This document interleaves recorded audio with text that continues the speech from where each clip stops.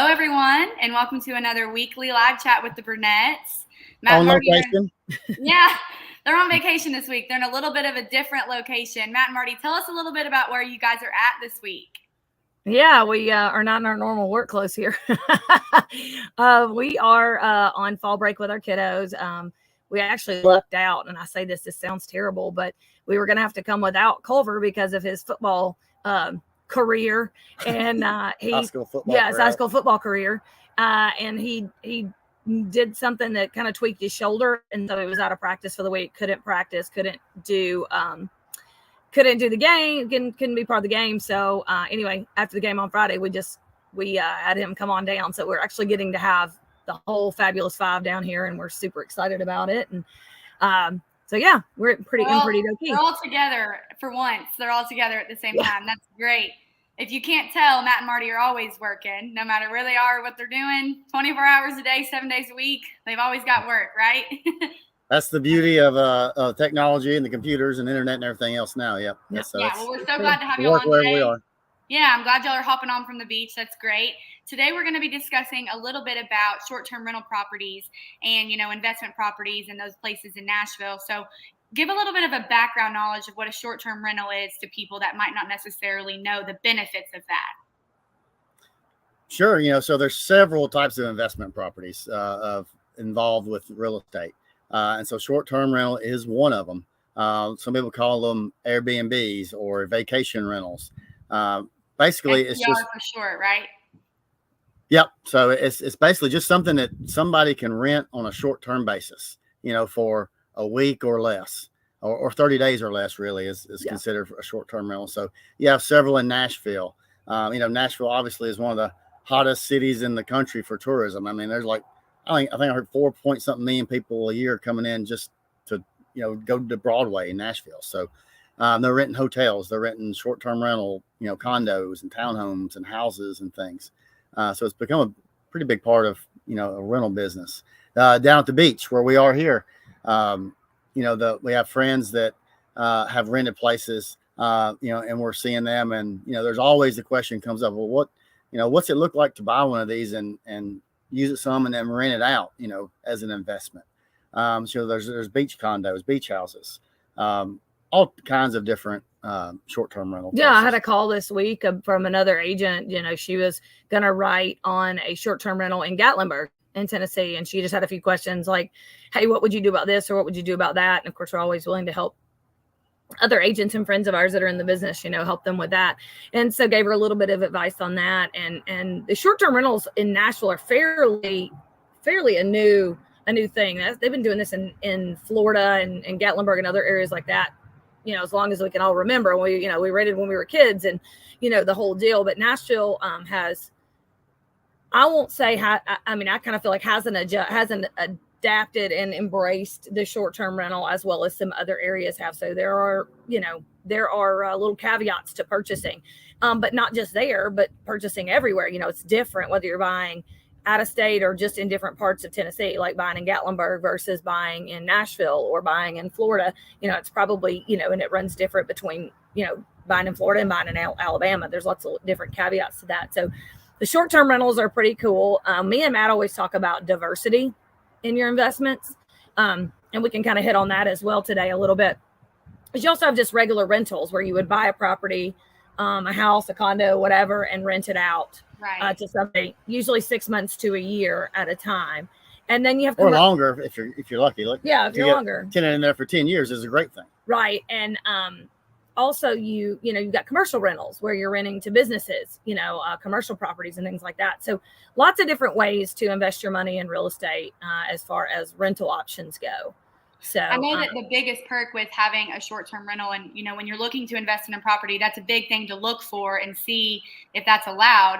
That's what I've learned from both of you, but it is such a big thing because you want to be able to make sure in our busy area in Nashville, you want to be able to rent out as an Airbnb type of process and a weekly process. And I know that is a big important thing to look for and it's hard to come by, correct? Right. Especially in Nashville, they do have different laws or rules, for permitting. And it's gotten very specific. This short-term rental in Nashville grew pretty fast and had some growing pains where people were renting out, single family homes in a neighborhood in Nashville, and a lot of neighbors didn't like it. And that kind of grew into a lot more regulation. So, if you're looking in the Nashville market, you do need to understand or work with somebody that understands what those rules are. So you don't end up buying a property that you think you can rent like that and actually can't. Yeah, we got one that somebody called us about, they want to sell it. When they purchased it, they didn't realize that they couldn't they purchased it to live in it, but they thought, we would keep it as an investment property, and they couldn't rent it at all. They can't rent it long-term, short-term, nothing. And then we had one call the other day that wanted to sell theirs after they're done living there, want to move on, and they can't short-term rent it. And that was really the game plan. So sometimes that's a metro. And we didn't sell those to them. Yeah, that was our, we did not sell those properties to them. So that could be a city issue. It could be a state issue. It could be HOA. Just a HOA issue. The neighborhood won't allow it, or the neighborhood will allow. In some cases, the neighborhood will allow maybe 10% or 50% of the properties to be some sort of a rental. And so you have to, what defines that 50%? How do you get on that list? So, and that can change. So those are things you got to do your due diligence on. You really need to be educated before you are investing in a property because of the downfalls and the pros and cons that come with it. Well, yeah. And I had a client, actually when a client, she's a client now, but I didn't sell her the property. They bought into a place where they figured they would rent it, and they changed the HOA rules while they lived there. Now they were grandfathered in and technically could do some, but you couldn't sell them to somebody who wanted to rent. So there are things that can change, so I think, big thing with investment is really understanding what you're buying, but being aware of the worst case scenarios and your risks and weighing those. That way, if that particular thing happens, it doesn't throw you for a complete and total loop, Yeah. Is that why you go ahead? I was just going to say, so, with any investment, there's always pros and cons and, risk rewards. Some of the rewards or some of the upside to a short-term rental, for instance, is a lot of times when things are going really well, they do cash flow, or they can cash flow really heavily, really heavy, too. Especially on a per week basis or whatnot. In Nashville, for instance, during CMA Fest or special football games or whatever, those nightly rates, go out the roof. And sometimes people will buy it as an investment in a vacation area, and they get to use it themselves for a couple weeks a year or whatever that looks like. Just a place that they want to go visit.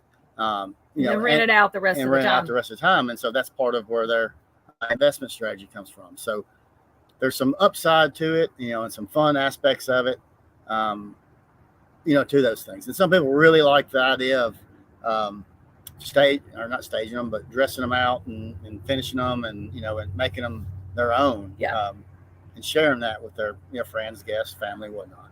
Would you say one of the biggest pros of having a short-term rental and essentially investing in something like that is getting to kind of have the enjoyment of fun by yourself while also, it's somewhat paying for itself, would you say? Essentially, if you're, depends on the property. Many times, sometimes it does, sometimes it doesn't. That's where we go into like the diversity thing. And that goes with all types of investment properties. Right. So, it's just, it's about the property, the buy, and what you do with it. And we preach this a lot to our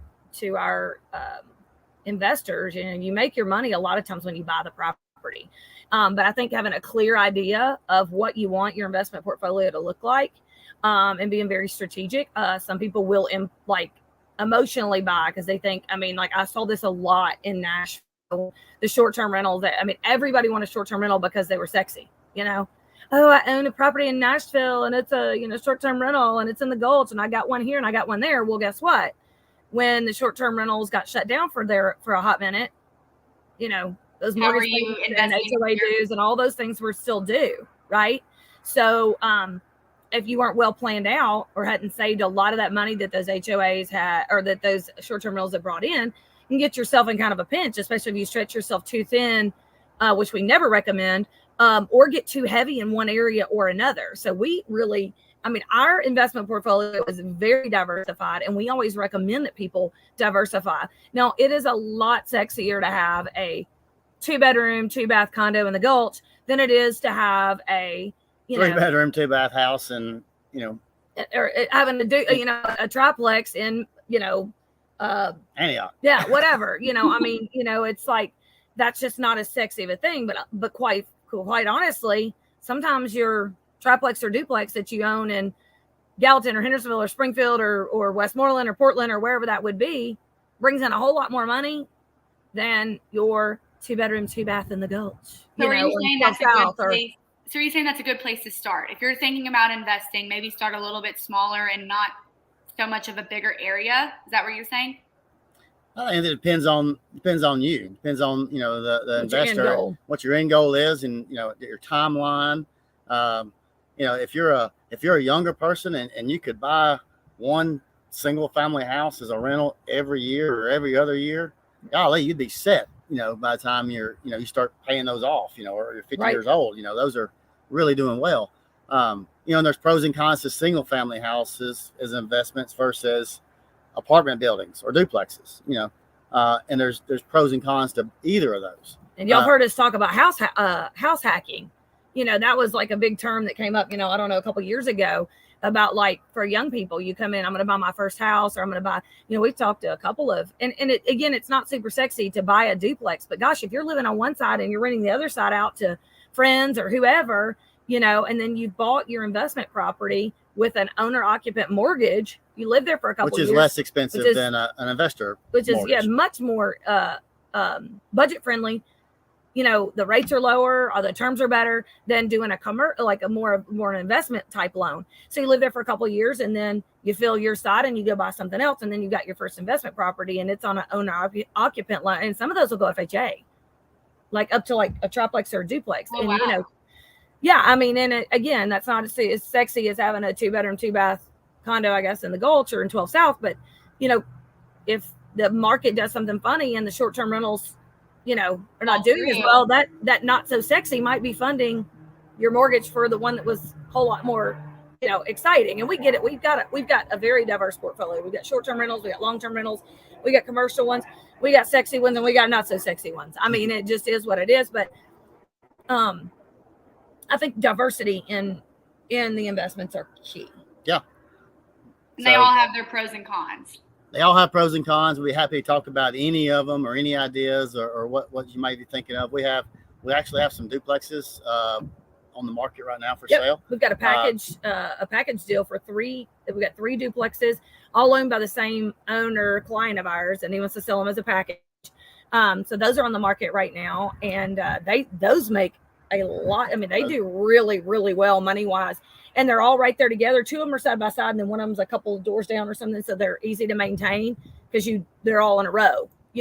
Right. So really great investment there. That's those that have. I've got a small 4-lot subdivision opportunity in Gallatin that just hit the market. It's pretty good for somebody that wants to.